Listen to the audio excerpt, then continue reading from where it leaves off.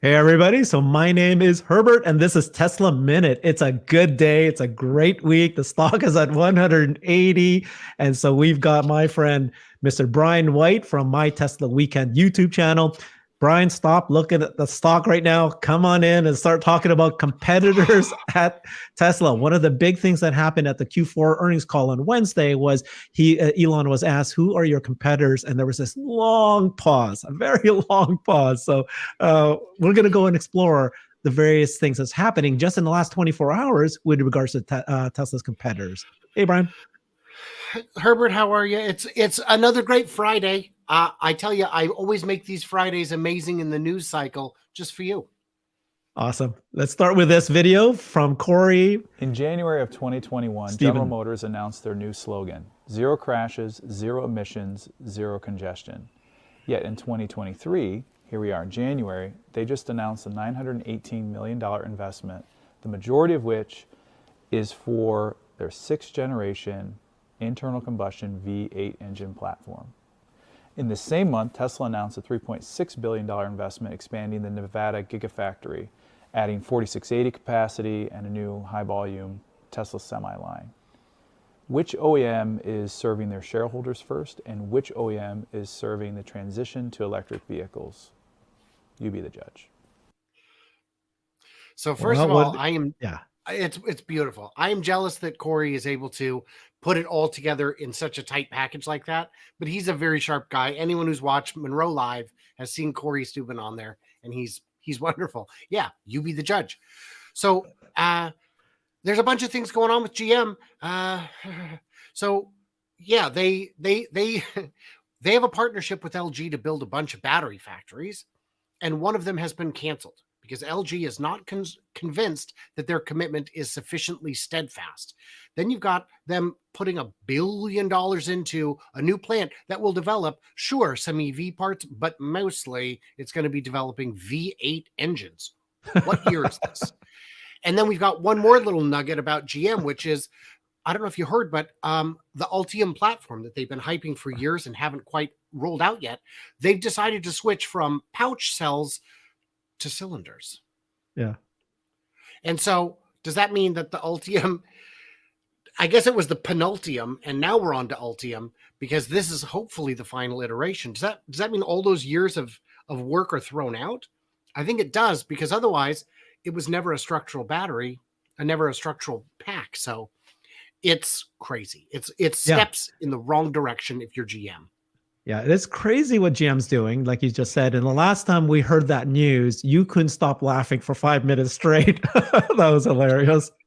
It didn't make sense, man. It didn't make sense. And yet they're like Corey said, though, yeah, Tesla's putting billions into batteries and the semi line, and they just aren't. So all right. So that's GM. This is Toyota. The day of, all right, just right after Q4 earnings, Toyota CEO and President Akio Toyoda steps down. He's 66 years old, and he's going to be replaced by the chief executive by the current chief branding officer, Koji Sato.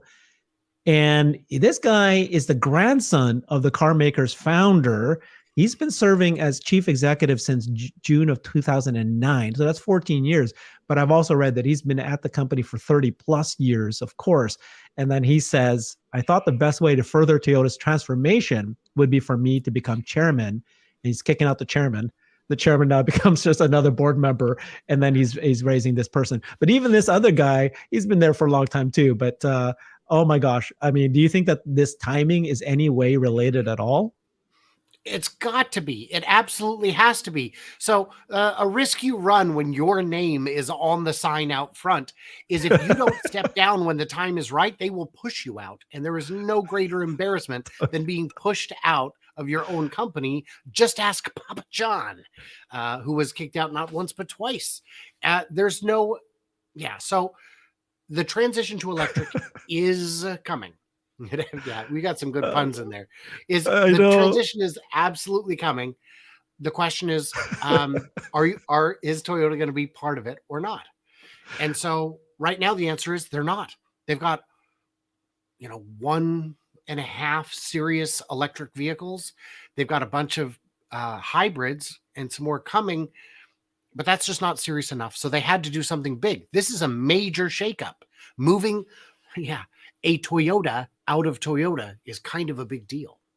Yeah, and it's weird that it's a chief branding officer, just like Raymond said, chief branding officer. Or I'm sorry, Scott Kirkwood said that. I mean, that does feel weird when Toyota is a brand, and Toyota being the CEO is the brand. What's this guy gonna do? But I think what I like is what Ford did, which is create two different companies, right? And the EV division is not going to be affected by the unions, not going to be affected by the dealership that they're handcuffed by. And this allows them to, and the factories that they have is turning out to be an albatross rather than it being a positive for them. So Ford might actually survive because they split out two companies, but I don't know what Toyota's going to do, and GM is weird. So the next thing that we're going to look at, of course, is when Elon was asked at the Q4 call, who's your competitors? There was a very, very long pause. But then he said, we have a lot of respect for Chinese companies that we're competing against. They work the hardest and the smartest. If I were to guess, it would probably be some company out of China as most likely to be second to Tesla. And then he said, but we're doing really well in China too. Like we're actually leading in China at this point too. So what's your thoughts? You're pretty well following the Chinese companies as well. And what's your thinking there?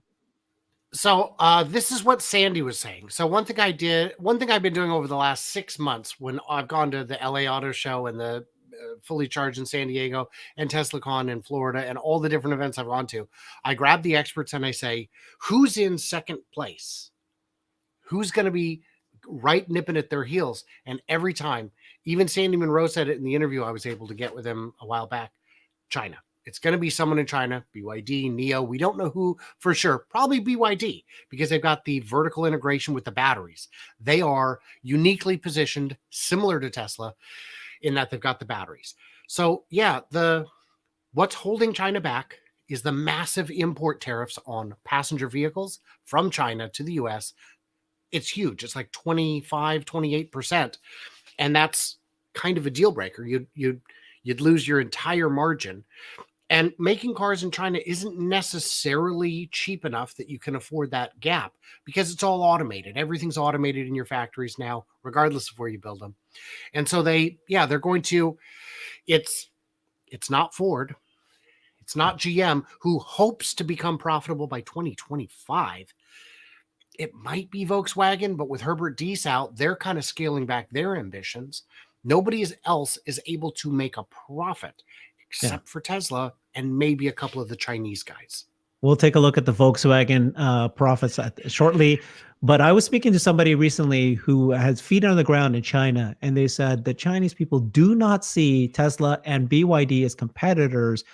BYD is this, small, very affordable car, just not something at all in the same league or premium as Tesla. So in fact, if anything, people are now kind of like buying down with the price cuts down. So I'm very excited to see what's going to happen to China market with the price cuts and even further price cuts. So, all right, we'll come back to the introduction. And the introduction of a compact would further kind of blend their markets. And BYD's got some upscale cars coming too. That'll kind of, so there's going to be some overflow. And there's lots of room for everybody, but I'm not worried about that.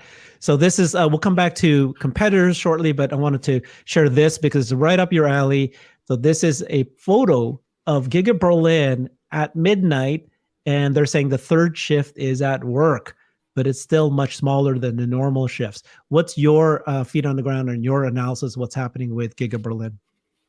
So the neat thing is we know the factory came online not quite a year ago, last spring. And when it came online, it was low volume. They were dialing it in. They were getting everything moving.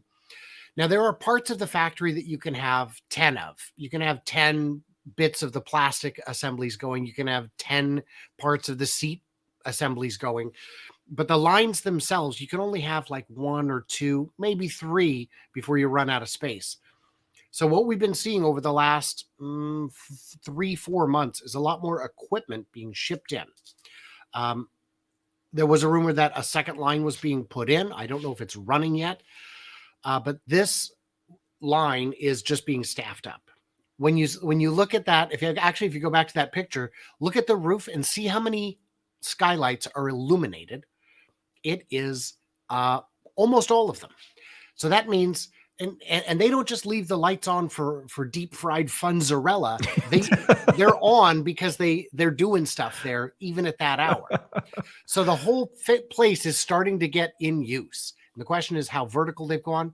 But as you can see, the numbers we saw a week ago, a month ago, they're increased by part of a third shift, and they're going to increase to an entire third shift. And I think the bottleneck could be staff, but it's more likely getting the bibs and bobs running in addition to the line itself. Wow, you're so smart. Bibs and bobs. Wow. Okay. Yeah, technical term. Technical terms. But this is just showing that Giga Berlin, Giga Shanghai, they are just rocking it. This is great news to see that they are, moving forward with the third shift. All right. Next thing is comparing Tesla to Volkswagen, right? So this is Roland Percher. He's been great. I love his stuff. He's been coming out with some good things. Despite delivering more than 6 times as many vehicles, Tesla has already got it very close to Volkswagen in terms of annual profit and catching fast. So this is the nice table that he shared. And you can see that Tesla's in the green, Volkswagen is in the orange, And then you can see that the green was like nowhere. And all of a sudden, boom, it's skyrocketing up, and the net income is very similar now to Volkswagen. And I think this 2022, they're still waiting till March before we get the actual final numbers of where Volkswagen will go. But you can see it's just a huge jump.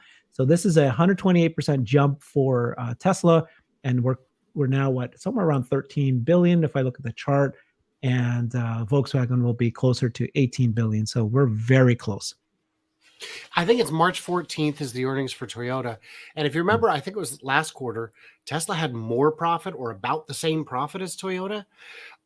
Tesla is so profitable. The huge run up in stock we've seen today, happy Friday, one and all, is I think in part it's a recognition of the fact that not only are the margins good, not only is the profit good. I mean, Tesla had in the last year as much profit as Amazon on a tenth of the sales, a tenth of the revenue, something like that.